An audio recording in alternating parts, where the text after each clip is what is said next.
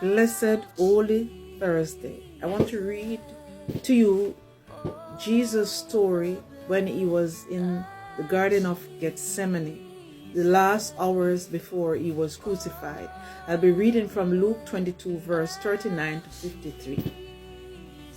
And he came out and went, as was his custom, to the Mount of Olives, and the disciples followed him. And when he came to the place, he said to them, Pray you may not enter into temptation. And he withdrew from them about a stone's throw, and knelt down and prayed, saying, Father, if you are willing, remove this cup from me. Nevertheless, not my will, but yours be done.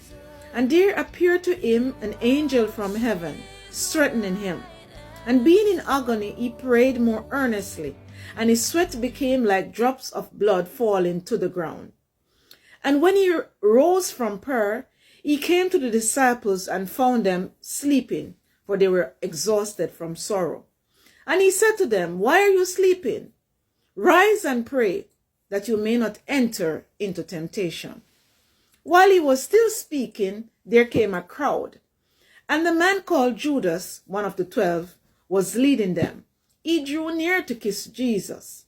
But Jesus said to him, Judas, would you betray the Son of Man with a kiss?